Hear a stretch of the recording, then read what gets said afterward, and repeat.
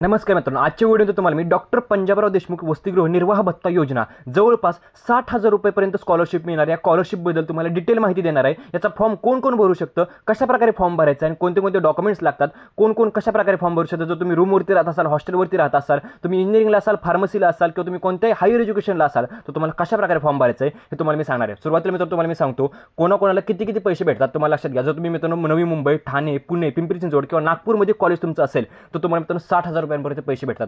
जर मित्रांनो तुम्ही बाकीच्या एरियामध्ये असाल तर 51,000 आणि तुम्ही मित्रांनो एखाद्या डिस्ट्रिक्ट म्हणजे जिल्ह्याच्या लेवलला जर शिकत असाल तर तुम्हाला 43,000 आणि मित्रांनो बाकी जर तुम्ही एखाद्या तालुक्याच्या ठिकाणी शिकत असाल तर मित्रांनो तुम्हाला 38,000 एवढे तुम्हाला स्कॉलरशिप पाहायला मिळते। आता मित्रांनो स्कॉलरशिप कोणासाठी आहे तुम्हाला मी सांगतो, ओपन कॅटेगरी, ईडब्ल्यूएस कॅटेगरी आणि एससीबीसी कॅटेगरीच्या स्टुडंटसाठी मित्रांनो स्कॉलरशिप असणार आहे। आणि मित्रांनो लक्षात घ्या, एक तर तुम्ही मित्रांनो हॉस्टेलवरती राहत असला पाहिजे किंवा रूमवरती राहत असला पाहिजे तर मित्रांनो तुम्हाला ही स्कॉलरशिप मिळवता येणार आहे, असं तुम्हाला फॉर्म भरता येणार आहे। आता यासाठी तुम्हाला कोणती कोणती वेगवेगळी डॉक्युमेंट आहेत ते तुम्हाला मी सांगून देतो। 10वीचं मार्कशीट लागते, तुमच्याकडे डॉमिसाइल सर्टिफिकेट असणं गरजेचं आहे, रजिस्टर लेबर सर्टिफिकेट, अल्पभूधारक किंवा तुम्हाला जर दोन गोष्टी काढायच्या आहेत जर तुमच्याकडे नसतील, जर मित्रांनो तुम्ही काढू शकत नसाल तर तुम्हाला मित्रांनो तुमचं अॅन्युअल फॅमिली इन्कम सुद्धा चालतं, म्हणजे तुमचं उत्पन्नाचा दाखला देखील चालतो। परंतु माझं असं मत आहे तुम्हाला रजिस्टर लेबर सर्टिफिकेट किंवा अल्पभूधारक तुमच्या जवळच्या सेतू केंद्रातून काढून घ्यायचं आहे। आणि तुमच्याकडे एक अंडरटेकिंगचा फॉर्म असतो, हे तुम्हाला मी पुढे सांगेल तुम्हाला फॉर्म भरताना। आणि तुमचे कॅप रिलेटेड डॉक्युमेंट आणि तुम्ही हॉस्टेलवरती राहताय याचा एक तुम्हाला प्रूफ द्यायचा असतो। म्हणजे समजा तुम्ही रूमवरती राहत असाल, तुम्ही रूमवरती किंवा हॉस्टेलवरती राहत असाल तर ते तुम्हाला जे ॲग्रीमेंट असतं,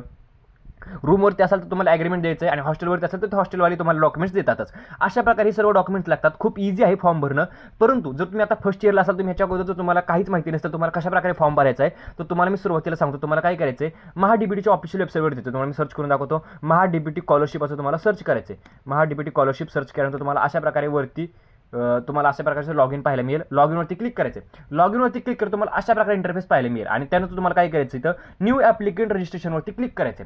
न्यू ॲप्लिकंट रजिस्ट्रेशनवरती क्लिक केल्यावर तुमचं मित्रांनो तुम्हाला इथं लॉग इन आयडी बनवायचा आहे। आता लॉग इन आयडी जर तुम्ही बनवला नसेल तर तुम्हाला पहिल्यांदा लॉग इन आयडी बनवून घ्यायचा आहे आणि त्यानंतर मित्रांनो तुम्हाला तुमची प्रोफाईल कंप्लीट करायची। आता मित्रांनो मी प्रोफाईल कशाप्रकारे कंप्लीट करायची हे सांगत नाही, जर मी ते सांगितलं तर जवळपास मित्रांनो 10 ते 15 मिनिटाचा व्हिडिओ खूप मोठा होऊन जाईल।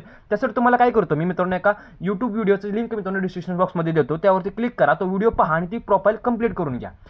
समजते मित्रांनो। आता मित्रांनो तुम्हाला दाखवते एका मुलांनी प्रोफाईल कशा प्रकारे कंप्लीट केलेली आहे। आता तुम्ही ते पाहू शकता, मी प्रोफाईलवरती क्लिक करत आहे। प्रोफाईलवरती क्लिक केल्यावर तुम्हाला दाखवतो अशा प्रकारे तुम्हाला इथं ओके करायचं आहे। ओके केल्यानंतर तुम्ही पाहू शकता सर्व जी प्रोफाईल आहे, personal information, address information, other information, current course आणि पास्ट क्वालिफिकेशन, खूप इझी आहे तसं प्रोफाईल भरणं। हे तुम्हाला प्रोफाईल भरून घ्यायची आणि सर्वात महत्त्वाचं ह्या स्कॉलरशिपला अप्लाय करण्यासाठी सर्वात महत्त्वाचं असते म्हणजे तुमच्या हॉस्टेलचे डिटेल्स। आता मित्रांनो लक्षात घ्या, तुम्ही जर रूमवरती राहत असाल किंवा हॉस्टेलला राहत असाल तुम्हाला मित्रांनो सिलेक्ट करायचं आहे हॉस्टेलर। मित्रांनो हॉस्टेलर जर तुम्ही सिलेक्ट केलं तरच तुम्हाला मित्रांनो या स्कॉलरशिपचा फॉर्म भरता येणार आहे। डे स्कॉलर केलं तर तुम्हाला फॉर्म भरता येणार नाही, ही गोष्ट लक्षात ठेवा।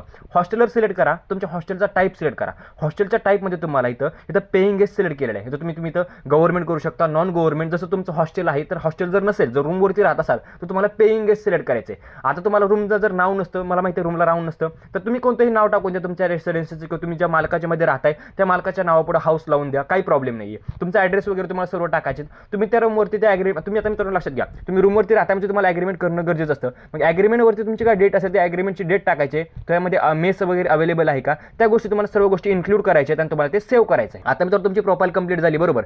आता मित्रांनो सर्वात महत्त्वाचा टप्पा राहतो तो म्हणजे तुम्हाला त्या स्कॉलरशिपला कशा प्रकारे अप्लाय करायचं, कशा प्रकारे त्याचा फॉर्म भरायचा आहे। तुम्हाला काय करायचं आहे, पोस्ट मॅट्रिक स्कॉलरशिपवरती क्लिक करायचं आहे। त्यानंतर तुम्हाला डायरेक्टोरेट ऑफ टेक्निकल एज्युकेशन यावरती क्लिक करायचं आहे आणि तुम्हाला इथं डॉक्टर पंजाबराव देशमुख वसतिगृह निर्वाह भत्ता योजना यावरती क्लिक करायचं आहे। यावरती क्लिक करून तुम्हाला अशा प्रकारे इंटरफेस पाहायला मिळेल। तुम्ही सर्व गोष्टी वाचू शकता, काही प्रॉब्लेम नाही आहे। त्यानंतर तुम्हाला मित्रांनो अप्लाय फॉर दिस स्कीम असं इथं बटन दिसेल वरती पाहिला, त्यावरती क्लिक करायचं।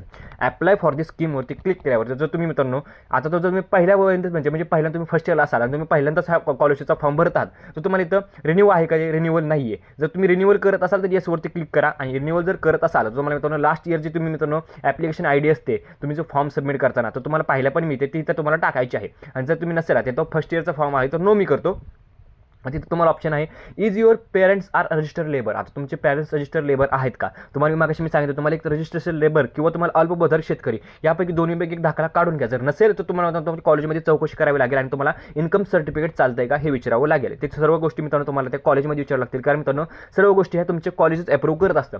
परंतु लक्षात घ्या आता हे रजिस्टर्ड लेबर नाही आहे तरी तुम्ही नो करतो आणि मित्रांनो ह्या मुलाकडे अल्पभूधारक शेतकरी आहेत त्याचे वडील, तर त्यासाठी तिथे येस करतो। तुम्ही पाहू शकता आता तुम्हाला इथं ऑप्शन येतो अपलोड अल्पभूधारक शेतकरी डॉक्युमेंट हे तर तुम्हाला चूज फाईलवरती क्लिक करून ती PDF अपलोड करायची आहे. तुमचं जे डॉक्युमेंट आहे ते अपलोड करायचं आहे. आता तो विषय राहतो मित्रांनो, provide declaration of rector oblique superdate काहीतरी ऑफ द कॉलेज हॉस्टेल, म्हणजे तुम्हाला ते डॉक्युमेंट अपलोड करायचे आहे. हे डॉक्युमेंट लक्षात घ्या. काय विषय असतो मित्रांनो, ह्या डॉक्युमेंटमध्ये तुम्हाला एकतर एक नोटरी असते, ती नोटरी अपलोड करावी लागते किंवा तुमच्या रूमचं ॲग्रीमेंट अपलोड करावं लागतं. ही सुद्धा गोष्ट तुम्हाला काय करायचं, तुमच्या कॉलेजमध्ये विचारायची की मी तर काय अपलोड करू, मी तर ॲग्रीमेंट करू रूमचं अपलोड का मी तर नोटरी बनवून अपलोड करू. ह्या गोष्टी तुम्हाला कॉलेजवाले सांगून देतील. काही प्रॉब्लेम नाही आहे, हे पण तुम्हाला भेटून जातं. कारण तुम्ही जर विचारलं कॉलेजवर, तर कॉलेजवाले जर म्हटले की तुम्ही ॲग्रीमेंट अपलोड करा, तुम्ही ॲग्रीमेंट अपलोड केलं तरी चालतं. त्यानंतर your number of beneficiary in family, म्हणजे तुम्ही आता कितव्या नंबरला आहात तर ह्या स्कॉलरशिपचा फायदा घेताय. जर तुमच्या अगोदर कोणी ह्या स्कॉलरशिपचा फायदा घेतला नसेल तर तुम्हाला तो 1 सिलेक्ट करायचं आहे, आणि जर तुम्ही घेतला असेल कोणी फायदा तर तुम्हाला इथं 2 सिलेक्ट करायचं आहे. अशा प्रकारे त्यानंतर तुम्हाला इथं upload undertaking form that same year not more than 2 beneficiary in family. मित्रांनो ह्याचं काय असतं, एक प्रतिज्ञापत्र आहे, एक हमीपत्र आहे, तुम्ही समजून चाला. त्या पत्राची मित्रांनो PDF आहे, तिची लिंक मित्रांनो डिस्क्रिप्शन बॉक्समध्ये देईल. ती PDF डाउनलोड करा, तिची झेरॉक्स मारा, प्रिंट काढा आणि त्यावरती तुमची जी इन्फॉर्मेशन आहे ती भरा आणि त्याचा फोटो इथं अपलोड करा. खूप सोपा फॉर्म आहे तो. त्यामध्ये फक्त दिलेलं असतं की आमच्या घरामध्ये 2 किंवा 2 मुलं नाही घेते एका वर्षीच, की त्या स्कॉलरशिपचा लाभ आहे तो एका वर्षी फक्त एकच मुलं घेते, हे तुम्हाला तिथं सांगितलेलं असतं. Is admitted under EW seat, म्हणजे तुमचं ॲडमिशन EW सीटच्या अंडर झालं आहे का. जर तुमचं झालं असेल तर तुम्ही येस करा, जर नसेल झालं तर नो करा. आणि त्यानंतर अपलोड नॉन क्रिमिलेअर सर्टिफिकेट. आता नॉन क्रिमिलेअर सर्टिफिकेट जे आहे ते तुम्हाला इथं गरजेचं नाही आहे, पण SCBC जर असेल तर तुम्हाला इथं अपलोड करावं लागेल. आणि त्यानंतर तुम्हाला इथं सेव्हच्या बटनावरती क्लिक करायचं आहे. ज्यावेळेस तुम्ही सेव्हच्या बटनावरती क्लिक कराल त्यावेळेस तुमचा जो फॉर्म आहे तो सबमिट होऊन जाईल. आणि तुम्हाला काय करायचं तर तुम्हाला दाखवतो त्या मुलांनी अपलोड केलेल्या फॉर्म भरलेला. अशा प्रकारे तुम्हाला फॉर्म पाहायला मिळेल. आता तुम्ही पाहू शकता इथं जो फॉर्म आहे तो अशा प्रकारे पाहायला मिळेल. त्यात तुम्हाला इथं प्रिंट करायची आणि ही प्रिंट काढून तुम्हाला तुमच्या कॉलेजमध्ये सबमिट करायची. तुमच्या डॉक्युमेंटमध्ये तुमचे सर्वचे डॉक्युमेंट्स वगैरे घेऊन तुम्हाला कॉलेजमध्ये सबमिट करायचे. त्यावेळेस मित्रांनो तुमचा जो फॉर्म आहे तो अप्रूव्ह होऊन मित्रांनो तुम्हाला जवळपास तुम्ही पाहू शकता ह्या जे स्कीमचे जे बेनिफिट्स आहेत ते किती आहेत तुम्ही एकदा पाहू शकता. तुम्हाला जवळपास जर तुम्ही पुणे, मुंबई, ठाणे, पिंपरी चिंचवड, नागपूर या एरियामध्ये असेल तुम्हाला 60,000 स्कॉलरशिप मिळणार आहे. आणि बाकीच्या एरियामध्ये तुम्हाला 51,000, बाकीकडे 43,000 आणि बाकीकडे 38,000 अशा प्रकारे तुम्हाला मित्रांनो स्कॉलरशिप पाहायला मिळणार आहे. तर मित्रांनो व्हिडिओ कसा वाटला, तुम्हाला जर काही डाऊट्स असतील तर मित्रांनो तुम्ही कमेंट बॉक्समध्ये विचारू शकता. तर मित्रांनो व्हिडिओ कसा वाटला कमेंट करून नक्की सांगा. व्हिडिओ लाईक करा, चॅनल सबस्क्राईब करा. व्हिडिओ बघितल्याबद्दल धन्यवाद.